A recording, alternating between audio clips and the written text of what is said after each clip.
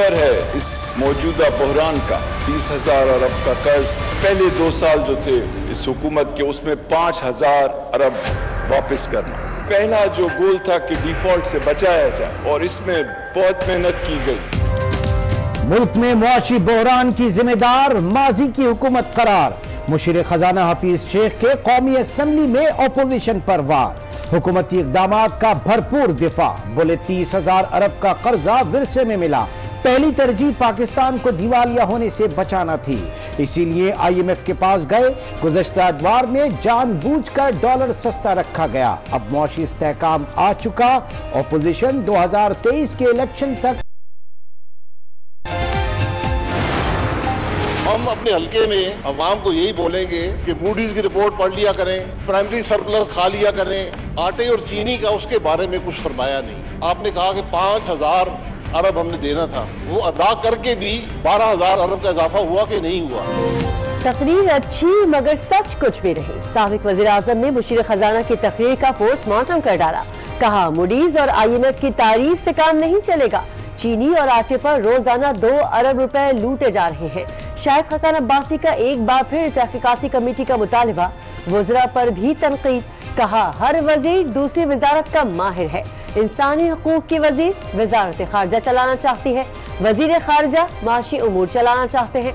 हम इंतजार कर रहे हैं फवाद चौधरी हमें चांद पर ले जाएंगे। हर वजीर एक्सपर्ट है और सिर्फ अपने काम का नहीं, दूसरे के काम का एक्सपर्ट है।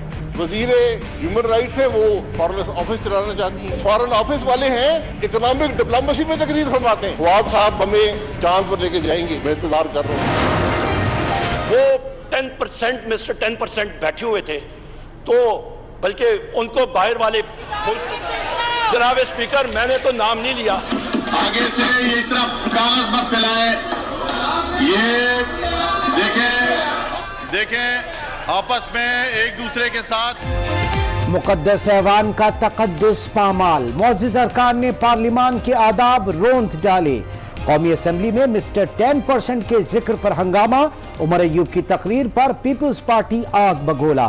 अरकान आपे से बाहर। वफाकी वजीर की नशिस्त का घेराव कर लिया। एजेंडे की कॉपियां फाड़ दी और गुत्थम गुत्था हो गए।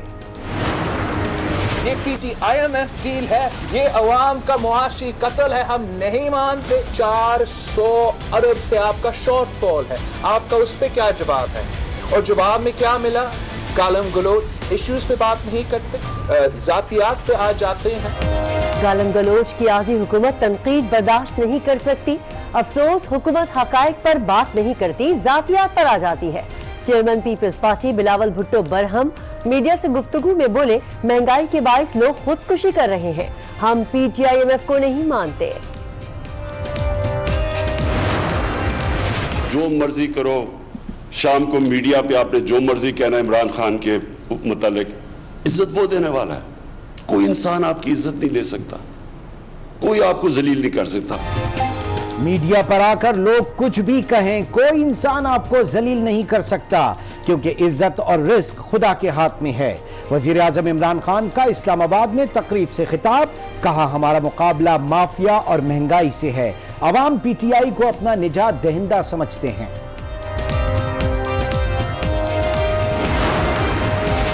अगर नुकसान हो रहा हो तो नई पोजीशन लेनी चाहिए। हुकूमत बुनियादी गलतियां कर रही है। वजीर आजम तो अपोजिशन से हाथ मिलाने तक के रवादार नहीं। लीगी रहनुमा ख्वाजा आसिफ की प्रोग्राम फैसला आपका में गुफ्तगू। कहा मार्च का महीना अहम है, मुकम्मल होने दे। हमारी मईशत की लाश का ताफुन 22 करोड़ अवाम महसूस कर सकते हैं। मिनी बजट आएगा न, जून तक टैक्सेस बढ़ेंगे। पाकिस्तान और IMF के दरमियान इत्तेफाक हो गया। मुज़ाकरात का एलामिया जारी। सेल्स टैक्स की शरह 17% बरकरार रहेगी। टैक्स हदफ में कोई तब्दीली नहीं आएगी।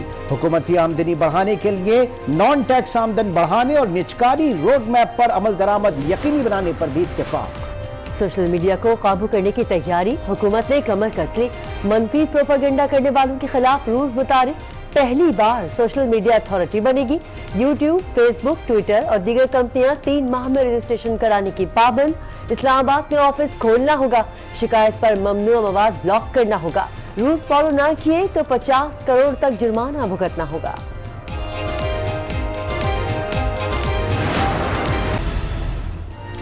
कराची वालों के लिए अच्छी खबर, कराची सर्कुलर रेलवे 3 माह में ट्रैक पर आएगा। सुप्रीम कोर्ट ने डेडलाइन दे दी, 1 माह में सर्कुलर रेलवे की जमीन वागजार कराने का हुक्म।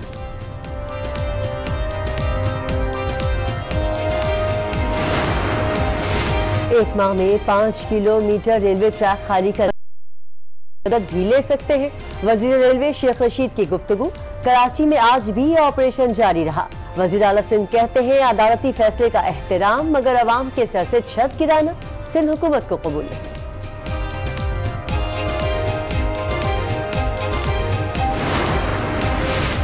लगता है हुकूमत और पीआईए रिपोर्ट्स एक ही शख्स ने बनाई, सिर्फ कॉपी पेस्ट से काम चल रहा है।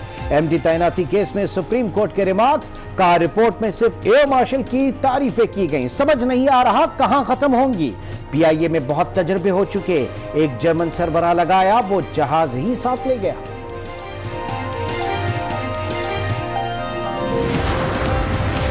कलरम जमात दावा के अमीर हाफिज मोहम्मद सईद को 11 साल कैद और 30,000 रुपए जुर्माने की सजा। इंसदाद दहशतगर्दी की अदालत ने हाफिज सईद के खिलाफ 2 मुकदमात में फैसला महफूज कर लिया।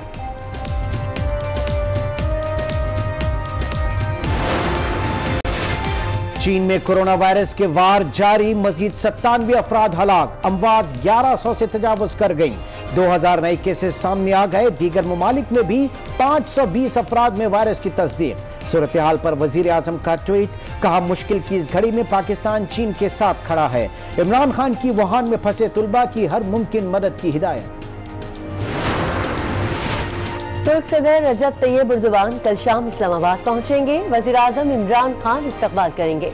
सदर और वजीर आजम से अलग अलग मुलाकात होगी। मुअज़्ज़िज़ मेहमान 14 फरवरी को पार्लियामेंट के मुश्तरका इजलास से खिताब करेंगे। मुख्तलिफ शोबों में मुआहदे भी होंगे। पाकिस्तान ने गैरत के नाम पर कत्ल जैसे वाकयात की रोकथाम के लिए इक़दाम किए। ख़वातीन और बच्चों के तहफ़्फ़ुज़ के हवाले से कानून साजी खुश आइंद है।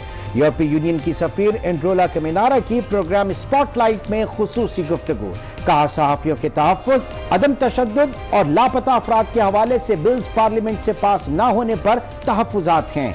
एंड्रोला कमिनारा का खुसूसी इंटरव्यू देखिए रात 10 बजे सिर्फ आज न्यूज़ पर।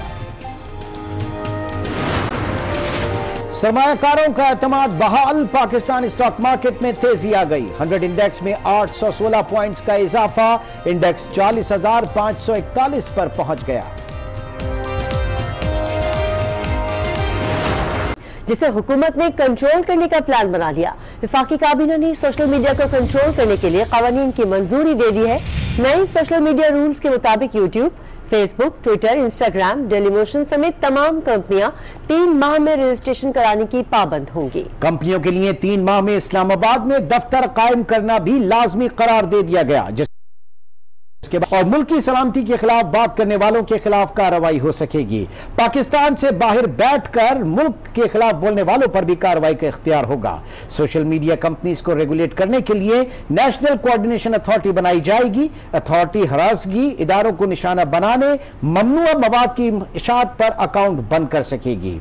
अथॉरिटी मवाद ना हटाने पर सोशल मीडिया कंपनियों के खिलाफ एक्शन लेगी और अगर कंपनियों ने ताउन ना किया तो सर्विसेज मुअत्तल कर दी जाएंगी।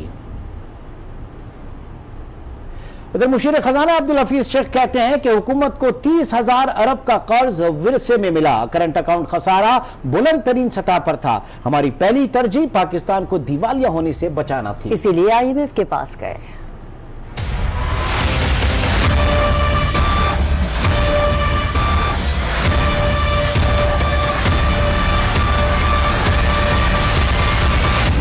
मुशीर खजाना अब्दुल हफीज शेख का कौमी असेंबली में धुआंधार खिताब, अपोजिशन की तनकीद को मुस्तरद और हुकूमती इक़दामात का भरपूर दिफा किया। मुशीर खजाना ने तमाम मसाइल की जड़ 30,000 अरब के कर्ज को करार दिया। जो महवर है इस मौजूदा बहरान का 30 ट्रिलियन 30,000 अरब का कर्ज, और ये कि आने वाले पहले 2 साल जो थे इस हुकूमत के, उसमें 5,000 अरब वापस करना।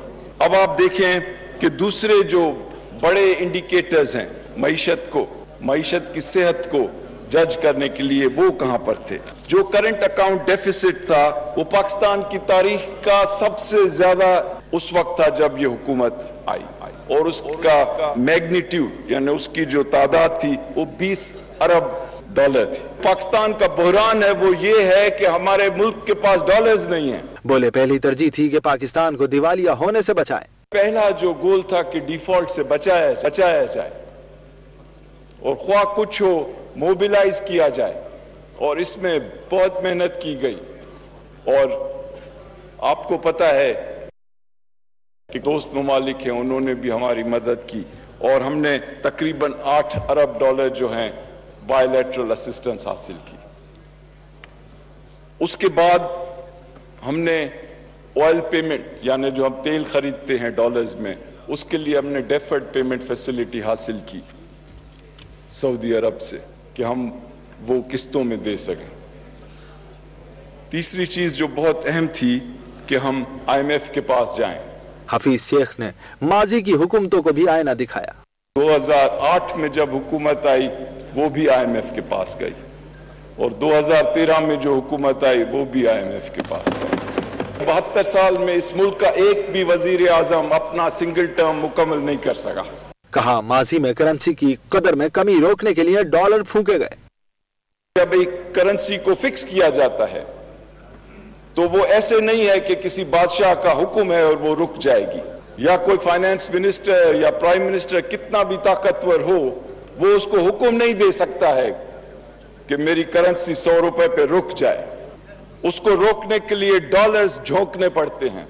उसको रोक मुशीर खजाना के जाते ही माइक साबिक वज़ीर आज़म शाहिद खाकान अब्बासी ने संभाला और फिर तकरीर का पोस्टमार्टम कर डाला। बोले हफीज शेख ने इंतहाई खुशकुन आदाद शुमार सामने रखे।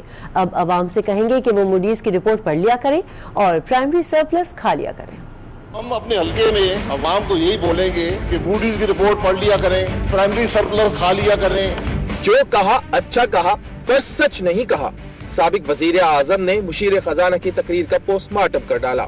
आटे और चीनी ने आटा बहरान पर वजीर आजम के बयान का हवाला दिया और तहकीकात के लिए कमेटी बनाने का मुतालबा भी किया। प्राइम मिनिस्टर नियाजी साहब ने फरमाया है कि आटे का बहरान माफिया ने पैदा किया। कौन है माफिया में आज तक पता नहीं चला।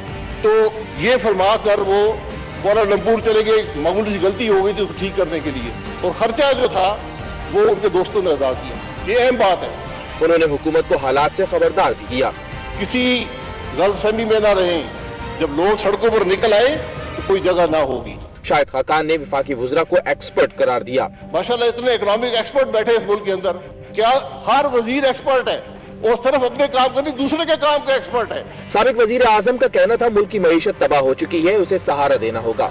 हुकूमत होश के नाखुन ले, ये मसाइल बातों से हल नहीं हो सकते।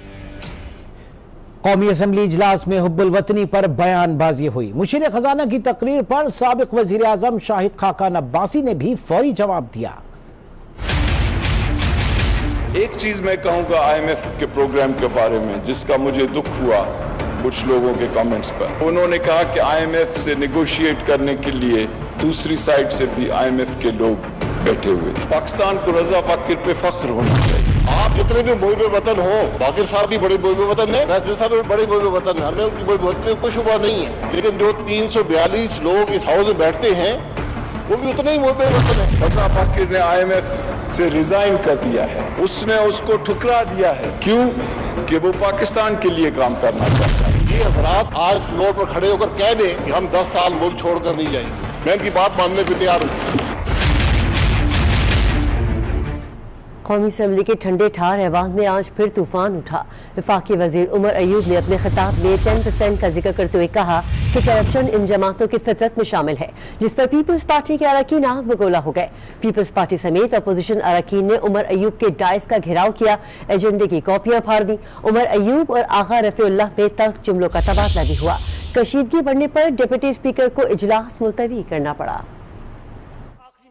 कौमी असम्बली में आज फिर उठ गया तूफान। वजह बनी वफाकी वजीर उमर अयूब का बयान। दहाई का तकरीबन 10 साल पहले वो 10% मिस्टर 10% बैठे हुए थे, तो बल्कि उनको बाहर वाले मुल्क ने। उमर अयूब ने अपने खिताब में साबिक सदर को मिस्टर 10% कहा, जिस पर ऐवान का माहौल तल्ख हो गया। जनाब स्पीकर, मैंने तो नाम नहीं लिया।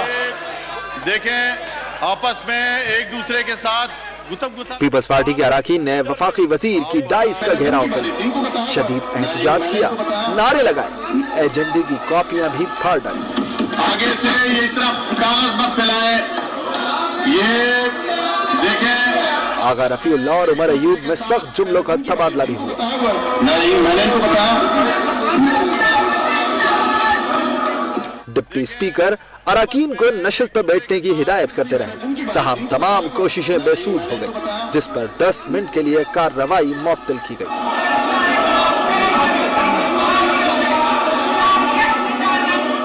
माहौल बेहतर न होने पर डिप्टी स्पीकर ने इजलास एक रोज के लिए मुलतवी कर दिया।